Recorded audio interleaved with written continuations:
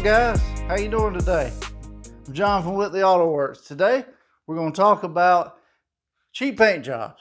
There are so many options out there you can look at, and I already know automotive painters are going to be like, you shouldn't put that on your car, that won't work, that won't hold up. Guys, it's 2026.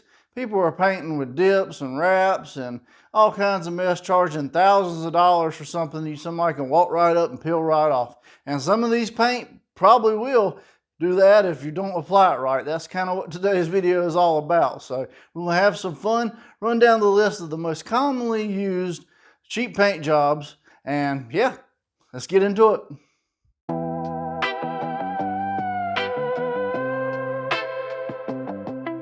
All right, so up first, tried and true, old Rust-Oleum in a can. A lot of people have thought about doing it. Most people have got the can and tried it. When you get to the store and you see a $5 price tag and you see all these different colors to choose from, you know automotive paint is very, very expensive. And I mean, how hard is it to buy 5 or 6 cans of this? You get out for like 60 bucks and you paint a car. And we've seen numerous people on YouTube do it. I've done it. It's just been a thing forever and a day. And of course, now they got double this size can, the turbo cans. And they put out paint really, really quickly. Super wide fan pattern. And you can spray with those. You just have to move quickly. If not, you will run the mess out of it. It's like a spray gun, electric spray gun on wide open. With these cans right here, you can buy the 5-in-1 cans. They have interchangeable tips and get a little bit wider pattern, but just with your basic spray gun can like this, it's not a super wide pattern. That's some of the drawbacks. It does stay tacky for a very long time, and you do need to apply it pretty wet in order to get a nice shine. So you really have to put it on there and you kind of chase that wet edge. And I've shown on some videos, some other people have too. This stuff right here takes a good while to cure out good, quite a few days.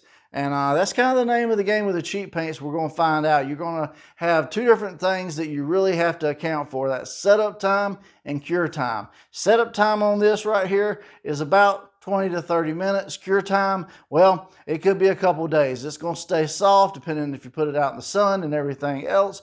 And as far as longevity with these paints, they do tend to hold up very well as long as the surface is prepped. The problem is being just a standard enamel that's oil-based in a can with an aerosol reducer and everything else. There's no hardener agent. It's not a 2K product where there's extra hardeners to go in and really make it harden and give it a nice gloss and shine that's going to hold up for a long time. It's just a standard 1K product, which means in about 8 to 9 months it'll start fading depending on the colors. The darker colors tend to fade a lot faster than the lighter colors, or at least you notice it a lot more. And yeah, it'll hold up. I've had these Rust-Oleum paint jobs where I shoot it through an actual gallon or I shoot it through a spray can, hold up very well for many, many years, but the biggest problem is fading.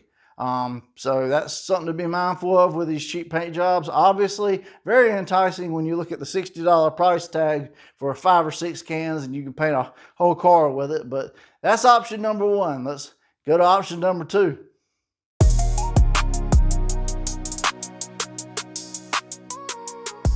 All right, so option number 2, guys.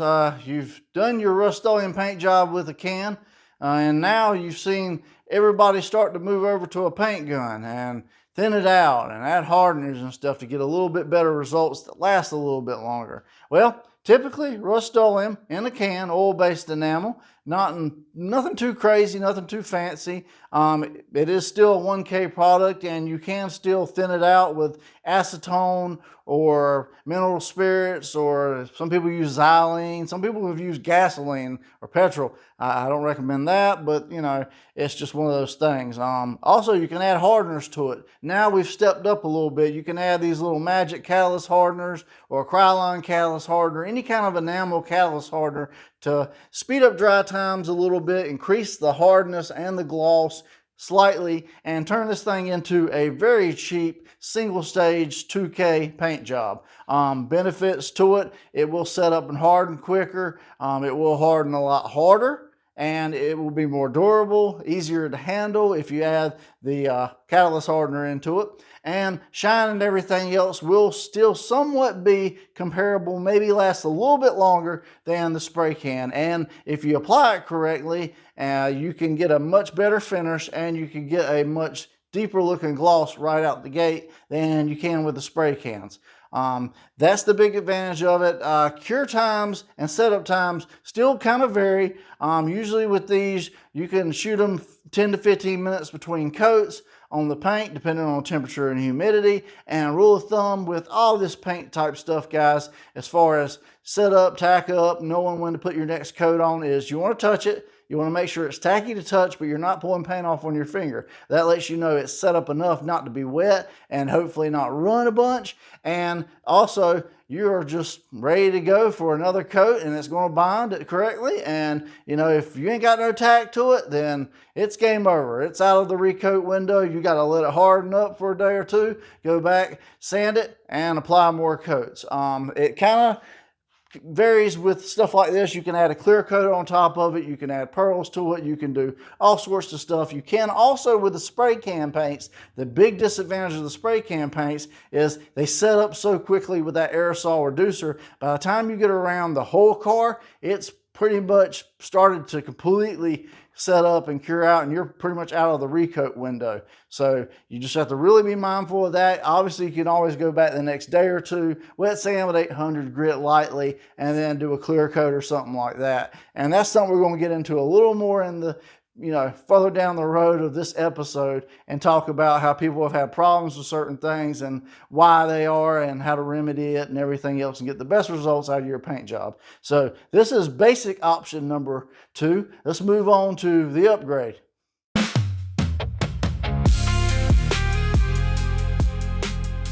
All right, so option 3 with cheap paint jobs. This is Krylon Rust Tough Tintable Base.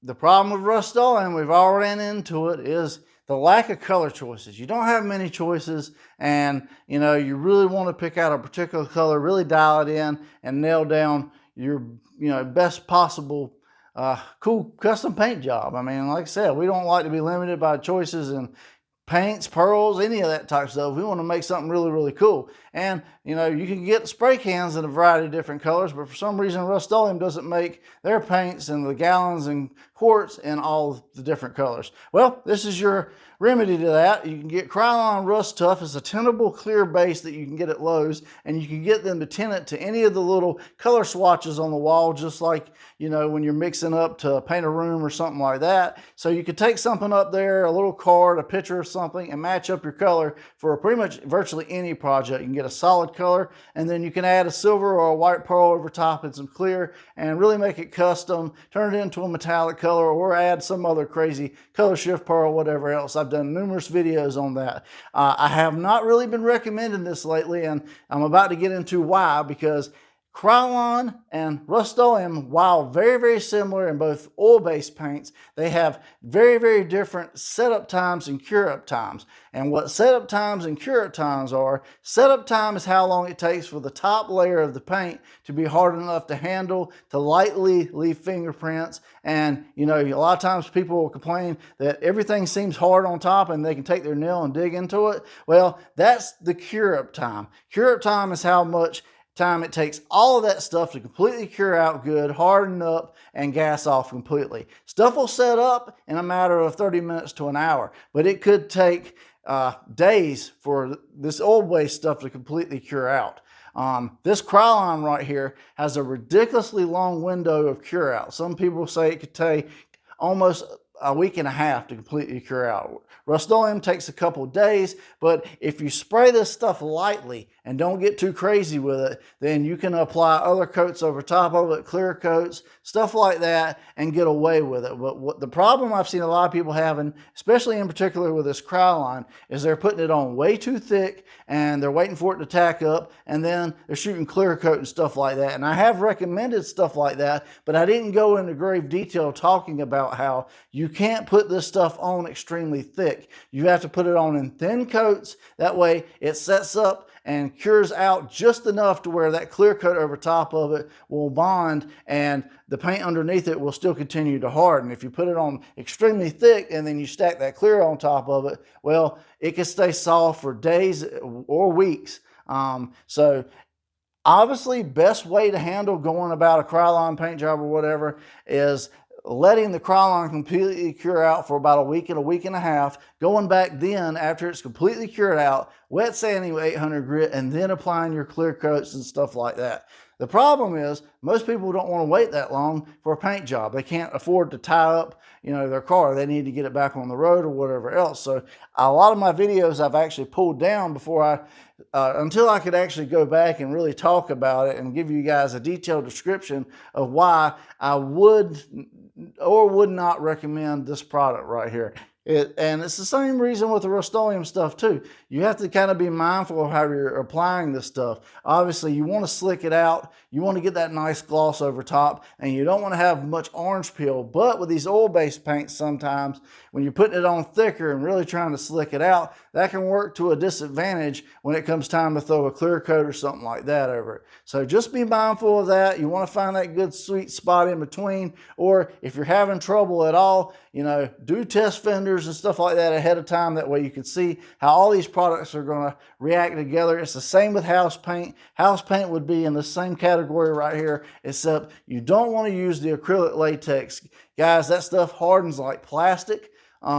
And it will just dry like really thin plastic dip. And then if you put a clear coat over top of it, well, it'll do fine. But if you ever go back to change it, sand it, and you burn through that clear layer down to that paint layer, and you didn't add a hardener or anything like that, and some of this other oil base can kind of act the same. It'll act like thin plastic dip. It'll gum up your paper and your sandpaper and everything else, and just cause an absolute mess, and it'll be terrible to get off. A trick to getting all this paint off if you're having problems like that is you can always take a heat gun and a razor blade scraper, and it'll reactivate the oils in this paint, and you can scrape it right off. So that's another cool little trick that you guys can use if you're ever trying to take off this stuff to put on something better, repaint your car with automotive type stuff or whatever else. So this is step 2. Like I said, a really good option, but you just have to weigh the advantages and disadvantages. And if you're at all worried about your paint jobs with any of this stuff, it's always best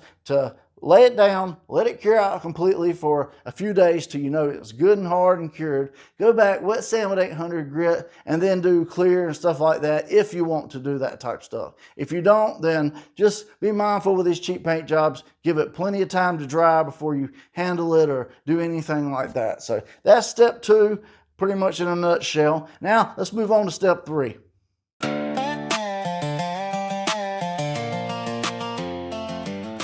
Alright guys, so step 3, adding the clear coat. Man, you've done your oil-based paint now, you've played around with the spray cans, you've played around with Rust-Oleum, and now you want to venture into the world of really making it custom, really making it crazy, and for all good intentions, you want to increase the life of your paint job. Well, adding a clear coat over top, adding some really good UV protection is something that these paints by themselves doesn't have. They will hold up for years, but they fade. And whether it be the Krylon stuff or the Rust-Oleum stuff or the spray can stuff, you can add hardeners into them, turn them into a poor man's single stage paint, and like I said, they'll hold up good. But if you don't want it to fade, the best way to go about it is add a 2K clear over top. It pretty much turns it into a really cheap automotive grade paint job that's going to hold up for many years to come. And then you have other advantages, like you can add custom pearls into it. And if you want any ideas for that and how to stack it up and make really, really cool different projects and stuff like that, guys, I've done numerous videos. Go back and check out my Rust-Oleum custom mix series. I've done over 200 plus spray outs, all different color combinations, and you can get your wheels turning and ideas for a future project with that. But as far as applying this clear coat, like I said with these, you have to wait up till you get a good setup time for all this type of stuff in order to apply it so it bonds correctly but doesn't cause any kind of reaction issues. General rule of thumb is wait till it's tacky to touch but not pulling paint off of your finger, and you should be good to go for clear coat. A lot of people have asked me, what about this, what about that? Temperature and humidity play a big factor, and it's hard to tell anybody just a time. You have to really go off of that tack. You want it touched tacky, but you don't want it to be like really stringy. You don't want it to be really wet, and you don't want it pulling any kind of material off really on your finger. Maybe a little sticky, but that's about it. And typically that's about 30 minutes, but like I said, temperature and humidity, it'll change, it'll play a different factor, and you want to go off of that chemical reaction process. That's going to tell you when the best time is to apply a clear coat over top of everything. The other option is, if you're skittish, if you're just not sure about it, is like I said, let the stuff completely cure out, go back, wet sand with 800 grit, and then apply your clear coat. That's going to give you the smoothest possible finish to put this stuff over top of, because when applying these clear, keep in mind that this paint right here is still curing. So you're going to get some shrink back in your finish. It might lay out beautifully at first, and then you'll notice a couple days later, you get a little bit of shrinkage, a little bit of orange peel in your finish, and you know, it's just kind of a give and take situation. Obviously, it takes way longer to do that. A lot of times you see me do it wet on wet, and that's a great option. But like I said, you might get a little bit of shrink back depending on how thick you put out on the paint and everything else, just because of the way this stuff sets and cures. It isn't like automotive base coat to where it flashes off very quickly, but it'll still bond with the clear coat. This stuff right here, once it gets out of its recoat window, out of its basic setup time, well, if you apply a clear coat to it, it's going to delaminate, meaning it's going to peel. Probably the next day or two. You've seen people rip it off in sheets, the clear coat and stuff like that. Yeah, it won't bond past its recoat window. So definitely be mindful, make sure it's still got a good tack to it if you decide to go this route, wet on wet. And that's pretty much your options here, guys. Like I said, you can kind of substitute this for house paint. House paint lets you get different colors, but you know, the only problem with that, if it's not the exterior house paint, a lot of times it's acrylic latex, and it still might be that if it's the exterior, and a lot of times it says water-based on it. And like I said, that stuff dries kind of like plastic. You can clear it, but there's no hardener agent you can really add into that paint in order to make it harden up like base coat type paint. So, you know, if you get down those layers sanding on it, well, you could have a mess with some of that acrylic latex paint. So I would definitely say stick with the oil-based options to get the best results, and add a catalyst hardener to your paint. Obviously, you can't do that with the spray paint cans, but if you're doing it with this other stuff, adding a hardener is going to turn it into a 2K product. It's going to harden up much better, and it's going to be much easier to handle long term, and you'll be thankful you did if you ever decide to go back and sand it. And then, of course, adding a 2K clear over top will turn it into a poor man's automotive grade paint job. And, you know, for less than $300, you've got an awesome paint job that's going to hold up for many years, just same as somebody in the body shop spending thousands of dollars. So great options. There's plenty more other options out there, matte clears, satin clears, and we can get into that in a future episode. But if you found this informative today, got any new information, you like these type videos where I go through and explain stuff, and you haven't already, please take a second, subscribe to Whitley Auto Works, ring that little bell beside it. You'll get notified every time a new episode drops, and leave me a quick like and comment, guys. Let me know what you thought of today's episodes. What did I touch on that you really appreciated, or what did I miss? You know, your feedback's always greatly appreciated, and it helps me out with the algorithm. And, you know, it helps me to learn. It helps other people to learn, because I don't pretend to know everything about this stuff. But I've been doing it for 20 some odd years, you know, with these cheap paint jobs and with automotive grade repair work. So I kind of dabble in both. I've done both ends of the spectrum. And yeah, I have fun doing both. So since Whitley Auto Works, if you like that, like, share, comment, subscribe. If you want to buy any of the products that you see here, most of them are available at Lowe's. The 2K Clear and the Eye Candy Pigments. The 2K Clear is available in my Amazon store, as seen on YouTube, link below. You can pick that up. And the Eye Candy Pigments, well, eyecandypigments.com, and you can use my code WALSHOP, W-A-W shop, at checkout. You'll get a discount, and it goes to help out the channel. So win-win. Well, that's going to be it for me today, guys. I appreciate you for watching. I'm John from Whitley Auto Works. I hope you guys have a great day. God bless. And I'll see you guys on the next episode.